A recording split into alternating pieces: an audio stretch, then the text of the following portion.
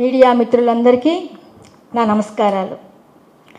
పొట్టేల శిరీష, రాష్ట్ర సంగీత అకాడమీ మాజీ చైర్పర్సన్. సైదాపురం మండలంలో జరుగుతున్న అక్రమ మైనింగ్ మీద నిన్నటి రోజున మా నాయకుడు అనిల్ కుమార్ యాదవ్ గారు అన్ని ఆధారాలతో సహా మాట్లాడడం జరిగింది. ఈ రోజున బీద రవిచంద్ర గారు దాని గురించి మాట్లాడుతూ సైదాపురం మండలంలో అక్రమ మైనింగ్ జరగటం లేదు, వేమిరెడ్డి ప్రభాకర్ రెడ్డి గారు ఫ్యాక్టరీ ఏర్పాటు చేయాలనుకుంటున్నారు అని మాట్లాడారు. వేమిరెడ్డి ప్రభాకర్ రెడ్డి గారు ఫ్యాక్టరీ ఏర్పాటు చేయాలనుకుంటే మేము కూడా స్వాగతిస్తాం. ఎందుకంటే మా మండలంలో ప్రజలకి వేలాది మందికి ఉపాధి దొరుకుతుంది. శంకుస్థాపన కూడా చెయ్యని ఫ్యాక్టరీ కోసం ఇప్పటి నుంచే గత 10 నెలలుగా గనులన్నింటినీ కూడా మూసివేయించడం ఎంతవరకు సమంజసం? ఆ మైకా పరిశ్రమల కింద ఆధారపడ్డ వేలాది మంది కార్మికులు, కూలీలు, ఉద్యోగులు, వారి కుటుంబాలు రోడ్డున పడుతున్నాయి. ఒక సైదాపురం మండల ఎక్స్ జడ్పీటీసీగా నేను ఈ అక్రమ మైనింగ్ మీద గత 4 నెలలుగా ఈ అక్రమ మైనింగ్ ఆపాలని కలెక్టర్ గారిని కలిసి అర్జీ ఇవ్వడం జరిగింది, డీడీ గారిని కలిసి అర్జీ ఇవ్వడం జరిగింది. అక్రమ మైనింగ్ ఆపాలని directorate general of mine safety వారిని కూడా కలిసి ఈ అక్రమ మైనింగ్ ఆపాలని కోరడం జరిగింది. అంతేకాకుండా అత్యంత ప్రమాదకరమైనటువంటి జిలిటన్ స్టిక్స్ని ఉపయోగించి బ్లాస్టింగ్ చేస్తున్నారు సార్ అని కూడా డిఎస్పీ గారికి కూడా కంప్లైంట్ చేయడం జరిగింది, ఎస్ఐ గారికి కంప్లైంట్ చేయడం జరిగింది. అయినా కూడా ఎటువంటి ప్రయోజనాలు కూడా మాకు కనిపించలేదు. అన్ని అనుమతులు ఉన్న రవిచంద్రన్కి బహుశా వారి దృష్టికి ఇవన్నీ పోయినట్లేదు. మరి వారు బిజీగా ఉంటారు కదా, మా పోరాటాన్ని చూసే అంత టైం లేదో వ్యవధి లేదో మరి మీ దృష్టికి తీసుకొస్తున్నాను రవిచంద్రన్న. గత 4 నెలలుగా నేను అక్రమ మైనింగ్ మీద ఇంతమందిని కలిసినా కూడా ఎటువంటి చర్యలు కూడా మా మండలంలో జరగలేదు అక్రమ మైనింగ్ ఆపడానికి. అన్ని అనుమతులు ఉన్న గనులన్నింటినీ మూసివేయించి ఎటువంటి అనుమతులు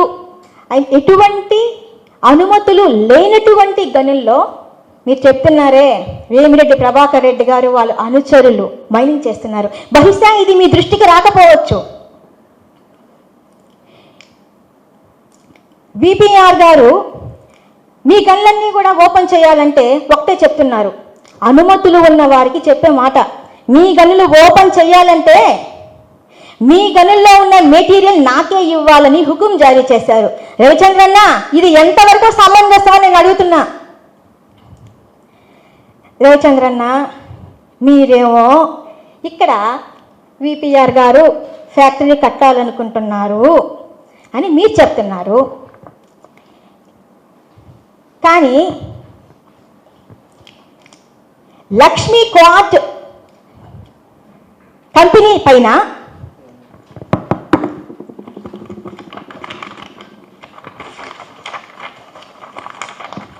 లక్ష్మీ క్వార్ట్ కంపెనీ పైన 10,000 టన్నులని చైనాకి ఎందుకు ఎక్స్పోర్ట్ చేస్తున్నారు? మీరేమో ఇక్కడ ఫ్యాక్టరీ కట్టాలంటున్నారు, వీళ్ళేమో లక్ష్మీ క్వార్జ్ కంపెనీ తరపున ఆ కంపెనీ పైన 10,000 టన్నులని చైనాకు ఎక్స్పోర్ట్ చేస్తున్నారు. ఫిని క్వార్జ్ కంపెనీ తరపున కూడా మీరే చూడండి ఎంత చైనాకు ఎక్స్పోర్ట్ చేస్తున్నారు. రవిచంద్రన్ ఏమో విపిఆర్ గారు ఇక్కడే ఫ్యాక్టరీ ఏర్పాటు చేయాలని మీరు చెప్తున్నారు, వీళ్ళేమో లక్ష్మీ క్వార్జ్ కంపెనీ తరపున 10,000 టన్నులు చైనాకు ఎక్స్పోర్ట్ చేస్తున్నారు. మరి ఇక్కడే ఫ్యాక్టరీ కట్టే ఉద్దేశమే ఉంటే వీళ్ళు ఎందుకు చైనాకి ఎక్స్పోర్ట్ చేస్తున్నారు అనేది మాకు అర్థం కావట్లేదు. ఒకవేళ ఫ్యాక్టరీ ఏమైనా చైనాలో కడుతున్నారా లేదా ఇక్కడే కడుతున్నారో? ఇది రవిచంద్రనే దీనికి సమాధానం చెప్పాలా. ఇంకొక మాట అన్నారు రవిచంద్రన్న, ఏదో చిన్న చిన్న కాగితాల పొరపాట్లు ఉండొచ్చేమో కానీ అక్కడైతే అక్రమ మైనింగ్ జరగడం లేదు అని. రవిచంద్రన్న, చిన్న చిన్న కాగితాల పొరపాటు కాదు రవిచంద్రన్న, పెద్ద పెద్ద పొరపాట్లే. స్వయంగా మీ ప్రభుత్వంలోనే పద్మావతి మైన్ని రిజెక్ట్ చేస్తూ మీ ప్రభుత్వంలోనే డిఎంజీ గారు ఇచ్చిన ప్రొసీడింగ్ ఆర్డర్ ఇది. మీ ప్రభుత్వంలోనే పద్మావతి మైన్కి రిజెక్ట్ చేస్తూ ఇచ్చిన ప్రొసీడింగ్ ఆర్డర్, డిఎంజీ గారే ఇచ్చిన ప్రొసీడింగ్ ఆర్డర్ ఇది, రిజెక్ట్ చేస్తూ.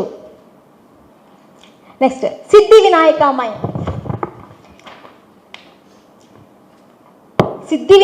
మైన్ కూడా రిజెక్ట్ చేస్తూ, సిద్ధి వినాయక మైన్ని రిజెక్ట్ చేస్తూ మీ ప్రభుత్వంలోనే డిఎంజీ గారు ఇచ్చిన ప్రొసీడింగ్ ఆర్డర్ ఇది. మీ ప్రభుత్వంలోనే డిఎంజీ గారు ఇచ్చిన proceeding order.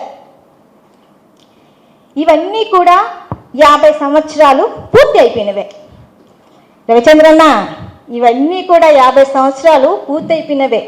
Indian bureau of mines rule ప్రకారం 50 సంవత్సరాలు పూర్తయిపోయిన మైన్లన్నీ కూడా ప్రభుత్వ భూములే అన్నా. రవిచంద్రన్న, నువ్వు చెప్పేవే అక్రమ మైనింగ్ నిర్వచనానికి, నువ్వు చెప్పిన అక్రమ మైనింగ్ నిర్వచనానికి ఒక నమస్కారం రవిచంద్రన్న. కొండలు గుట్టల్లోనే తవ్వితేనే కాదన్నా అక్రమ మైనింగ్. ప్రభుత్వ భూముల్లో తవ్వినా సరే అది ఏంటి? అక్రమ మైనింగ్. ప్రస్తుతానికి వీళ్ళు చేస్తుండేది అదేనన్నా. వీళ్ళు చేస్తుండేదంతా 50 సంవత్సరాలు పూర్తి అయిపోయిన మైన్లలోనే వీళ్ళు మైనింగ్ చేస్తున్నారు. మరి వీళ్ళు చేసేది అక్రమ మైనింగా సక్రమ మైనింగా అన్నా? రవన్నా మీరే చెప్పాలన్నా. నెక్స్ట్ ఇంకొకటి, కేంద్ర ప్రభుత్వం పాలసీలు ఉన్నాయి. ఎస్, మీరు చెప్పింది కరెక్ట్.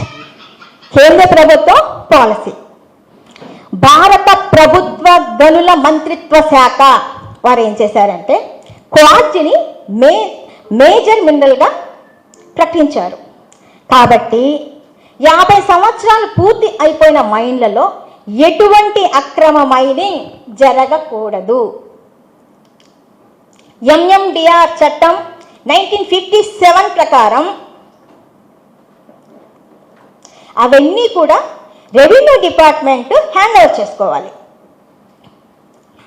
అంతేకాకుండా ఇంకొక విషయం అన్నా, మీ ప్రభుత్వమే తీసుకొచ్చిన GO Andhra Pradesh minor mineral policy 2025 మీ కూటమి ప్రభుత్వంలోనే తీసుకువచ్చిన పాలసీ. ఈ పాలసీ ప్రకారం ఆంధ్రప్రదేశ్ మైనర్ మినరల్ పాలసీ 2025 ఈ పాలసీ ప్రకారం లీజు గడువు పూర్తి అయిపోయిన మైన్లలో స్టాక్ పాయింట్లో ఉన్న మెటీరియల్ని ఆక్షన్ పద్ధతి ద్వారా టెండర్లకి పిలవాలి. ఆక్షన్ పద్ధతి ద్వారా టెండర్లకి పిలవాలని మీ స్టేట్ గవర్నమెంటే ఇచ్చిన జీవో. మీ స్టేట్ గవర్నమెంట్ ఇచ్చిన జీవోని మీ ఎంపీ గారే పాటించడం లేదు. ఇప్పుడు వీరు చేస్తున్న పద్మావతి సిద్ధి వినాయక మైన్ రెండింటికి కూడా 50 సంవత్సరాలు పూర్తయిపోయింది. కాబట్టి మీ స్టేట్ గవర్నమెంట్ ఇచ్చిన రూల్ని మీ ఎంపీనే పాటించట్లేదన్నా, దాంట్లోనే వాళ్ళు మైనింగ్ చేస్తున్నారు. రవణ, వాళ్ళు చేసేది అక్రమ మైనింగా సక్రమ మైనింగా మీరే చెప్పాలి రవణ. ఇంకొక అది కూడా మాట్లాడున్నాడు మా రవిచంద్రన్న. పాపం మా రవిచంద్రన్న ఏదో హడావిల్లో వచ్చేసారు. రవిచంద్రన్న, మీరేమో కావల్లో ఉంటారు. మా సైదాపురం మండల స్థితి గతులు మీకు ఎలా తెలుస్తాయిలే అన్నా. అంతేకాకుండా ఈ సైదాపురం మండలంలో మైకా పరిశ్రమల కింద ఆధారపడి వేలాది మంది కార్మికులు, కూలీలు, ఉద్యోగులు ఎన్నెన్ని ఇబ్బందులు పడుతున్నారు. వాళ్ళు రోడ్డున పడడానికి వారి కుటుంబాలు ఎవరు కారణం అనేది మీకు ఎలా తెలుస్తుంది రవన్నా? పార్టీలకి సంబంధంలే, నేనే వస్తా, మీ దగ్గరికి నేనే వస్తా, అన్ని ఆధారాలతో వస్తా, ఫొటోస్ వీడియోస్తో సహా మీరు అపాయింట్మెంట్ ఇస్తే మీ దగ్గరికి నేనే వచ్చి వాటన్నిటినీ కూడా మీకు నేను అందజేస్తా. మీరు వచ్చినా సరే, లేదా మీకు సమయం లేకపోతే అధికారులు పంపించినా సరే, మీరు అన్నారు కదా అక్కడ మైనింగ్ ఏమీ జరగడం, అసలు మైనింగే జరగడం లేదు, మీడియా వాళ్ళు పోవచ్చు, ఇప్పుడు పోయినా అక్కడ ఏమీ లేదని మీరేమో పొమ్మని చెప్తున్నారు. మా మండలంలో ఏమో ఒకరున్నారు, ఎవరో గద్వా సాయి అంట, ఏది రాత్రులు కూడా నేను తెలంగాణ 4 హత్యలు చేసేసాను అని ఆయన నెంబర్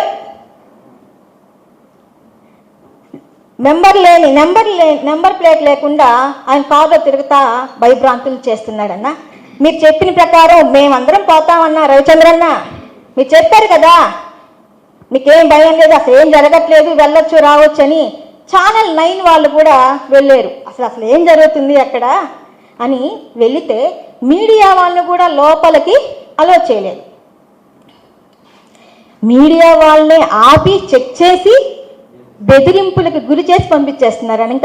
ఇంకా సామాన్యుల పరిస్థితి ఏంది రవిచంద్రన్న? సరే మీ మాట మీద గౌరవంతో మేమే పోతున్నాం రవిచంద్రన్న, ఆ గద్వా సాయి అంట ఏదో 4 హత్యలు చేశాడని చెప్తా ఉన్నారు. మా మండలంలో వాళ్ళకి కానీ ఎవరికైనా కూడా ఏదైనా జరిగితే ఎస్పీ గారు మీడియా ముఖంగా మీకు కూడా తెలుపుకుంటున్నా, రవిచంద్రన్న మాట విని మేమైతే ధైర్యంగా వెళ్తాం. మాకు ఏదైనా జరిగితే వరకు రవిచంద్రన్నదే పూచి, ఎందుకంటే అక్కడ ఏం జరగట్లేదు, వెళ్ళొచ్చు రావచ్చు అని చెప్తున్నారు. రవణ మీరే పూచి, ఖచ్చితంగా మా వాళ్ళందరం వెళ్తాం అక్కడ, కానీ ఏదైనా అయితే వరకు మీరే పూచి రవణ. ఇక ఇంకొక ముఖ్యమైన విషయం, వేమిరెడ్డి ప్రభాకర్ రెడ్డి గారు కూడా అందరిలాగానే ప్రజల చేత ఎన్నుకోబడిన ప్రజాప్రతినిధే, దైవాంత సంభూతుడేమీ కాదు కదా. మరి మా సైదాపురం మండలంలో వేలాది మంది కార్మికులు, కూలీలు, ఉద్యోగులు పనులు లేక, ఉపాధి లేక వారి కుటుంబాలు రోడ్డున పడుతుంటే వారు ఎందుకు స్పందించడం లేదు? ఖచ్చితంగా వేమిరెడ్డి ప్రభాకర్ రెడ్డి గారికి ఈ సైదాపురం మండల మైకా కార్మికుల ఉసిరి మీకు ఖచ్చితంగా తగులుతుంది. మీ రాజకీయాన్ని తెల్లరాయి వ్యాపారంగా మార్చుకొని మీ ఆర్థిక ప్రయోజనాల కోసం పార్టీలు మారుతూ నిందలు మాత్రం అనిల్ కుమార్ యాదవ్ గారి పైన వేస్తూ, నిందలు మోపుతూ మీరు మాత్రం సమాజంలో పెద్ద మనుషుల్లాగా చలామణి అవుతామనుకుంటున్నారేమో. కుదరదు. మీరు ఖచ్చితంగా ఈ సైదాపురం మండల ప్రజల మైకా కార్మికులకి, ఉద్యోగులకి, కూలీలకి మీ సమాధానం ఖచ్చితంగా మీరు చెప్పాల్సిందే.